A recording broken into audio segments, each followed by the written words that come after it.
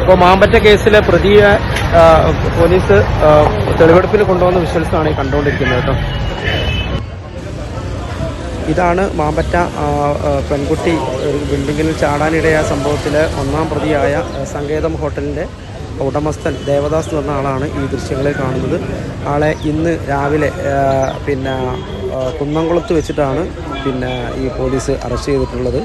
ഏതായാലും ഇവർ പോലീസിനെ കബളിപ്പിക്കാൻ വേണ്ടിയിട്ട് കാറ് റെയിൽവേ സ്റ്റേഷനിൽ കൊണ്ടിട്ടു എന്നുള്ളതും പോലീസ് പറയുന്നുണ്ട്. അതായത് ട്രെയിൻ മാർഗമാണ് രക്ഷപ്പെട്ടത് എന്ന് വരുത്തി തീർക്കാൻ വേണ്ടിയിട്ടുള്ള ശ്രമം നടന്നിരുന്നു എന്ന് പോലീസ് പറയുന്നുണ്ട്. ഏതായാലും ഇന്ന് പുലർച്ചെ കുന്നംകുളം പോലീസിൻ്റെ സഹായത്തോടു കൂടിയിട്ടാണ് നിലവിൽ ഈ പ്രതിയെ ദേവദാസിനെ ഇപ്പോൾ പോലീസ് കസ്റ്റഡിയിൽ എടുത്തിട്ടുള്ളത്.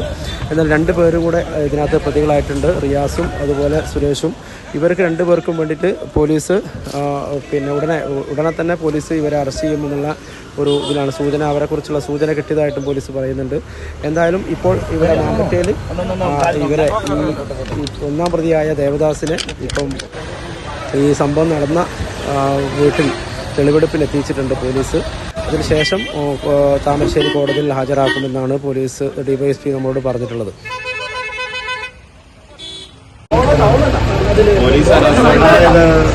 ഈ സ്ത്രീയുടെ മൊഴി അനുസരിച്ചാണ് നമ്മൾ കേസെടുത്തിരിക്കുന്നത്.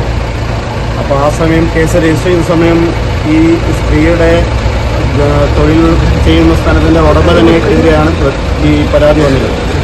ആ സമയത്ത് അതിൻ്റെ നിജസ്ഥിതി പെട്ടെന്ന് അറിയാനുള്ള ഒരു വേറെ എന്തെങ്കിലും ഇഷ്യൂ ഉണ്ടോ എന്നുള്ളതൊന്ന് വെരിഫൈ ചെയ്യേണ്ടതുണ്ടായിരുന്നു. പിന്നീട് നമ്മൾ ആ സ്ത്രീയുടെ കറക്റ്റ് മൊഴിയെടുത്തു. അതിൽ FIR അതനുസരിച്ച് തന്നെ രജിസ്റ്റർ ചെയ്തു. പിന്നെ ഈ പ്രതി അബ്സ്കൗണ്ടിങ് ആയിരുന്നു. നമ്മൾ അതിനെ ഈ പ്രതിയെ പിടിക്കാനുള്ള എഫേർട്ടിലായിരുന്നു. അത് സഫലമാവുകയും ചെയ്തു. ഇന്നലെ പ്രതിയെ നമ്മൾ അറസ്റ്റ് ചെയ്തു. ഇയാൾ എങ്ങനെയാണെന്നുള്ളത് അതങ്ങനെ നമുക്ക് റിവീൽ ചെയ്യാൻ പറ്റില്ല. പക്ഷേ നമ്മൾ എഫേർട്ട് എടുത്തിട്ട് എല്ലാ സോഴ്സിൽ കൂടിയും ഇയാളുടെ കാറ് റെയിൽവേ സ്റ്റേഷനിൽ വെച്ചിട്ടാണ് പോയത്. അപ്പം നമ്മളത് ട്രെയിനിൽ പോയി എന്നുള്ളത് തെറ്റിദ്ധരിപ്പിക്കാൻ വേണ്ടിയാകാം. ബസ്സിനകത്ത് പിന്നെ ബസ്സിൽ പോയി എന്നുള്ള ഇൻഫർമേഷൻ ഞങ്ങൾക്ക് കിട്ടി. അങ്ങനെ നമ്മൾ ബസ്സിലെ ടിക്കറ്റും മറ്റു കാര്യങ്ങളും വെരിഫൈ ചെയ്തു. ഇയാളെ പോയ ബസ് ഞങ്ങൾ കണ്ടുപിടിച്ചു.